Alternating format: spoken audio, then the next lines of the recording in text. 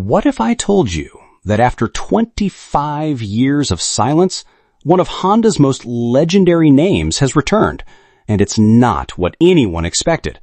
A car born in the late 70s, gone in the early 2000s, and now resurrected in a way that could shake up the future of sporty hybrids.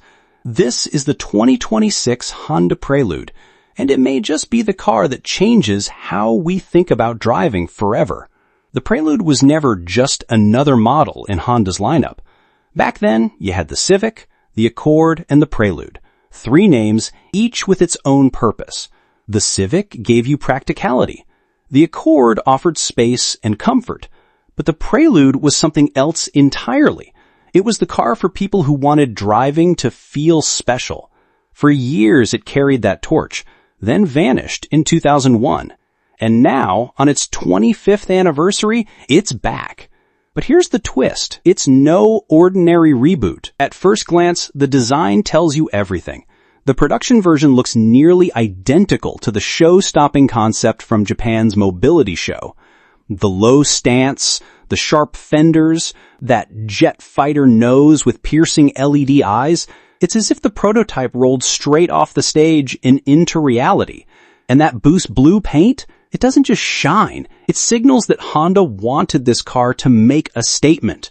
But what's hiding underneath matters even more. Honda could have played it safe and built a pure EV, but they didn't. Instead, they fused their proven 2.0-liter inline-4 with 2 electric motors and something brand new, Honda's Shift Plus system. On paper, it gives you 200 horsepower and instant torque. But here's where it gets interesting. Shift Plus tricks your senses. Hit the button, and the Prelude simulates real gear changes. It blips the throttle on downshifts. It fools your ears, your hands, your entire driving instinct into believing you're rowing through gears in a performance car. Even though it's a hybrid, that's innovation mixed with nostalgia, and it makes this more than numbers on a spec sheet. And Honda didn't stop there. Beneath that sculpted body, they borrowed some of the best tricks from the Civic Type R. Dual-axis suspension for sharper control, adaptive dampers tuned specifically for the Prelude, including a mode the Type R doesn't even have, GT mode, built for long highway stretches without losing that sporty edge. Brembo brakes with Prelude blue calipers clamp down on massive rotors, ready for heat and punishment. It's as if Honda's whispering, yes, it's hybrid, but don't mistake it for soft. Step inside and the surprises continue. This isn't Civic or Accord territory. The Alcantara touches, embossed Prelude logos, and Houndstooth seat patterns nod to its heritage. The 9-inch infotainment system is loaded with Google Apps, wireless CarPlay, and Android Auto, while a 10.25-inch digital cluster transforms into a tachometer when Sport Plus mode comes alive. Even the steering wheel paddles change personality. In normal mode, they manage regenerative braking. In Sport Plus, they shift simulated gears. Everything feels purposeful, crafted to connect the driver in a way most hybrids never attempt.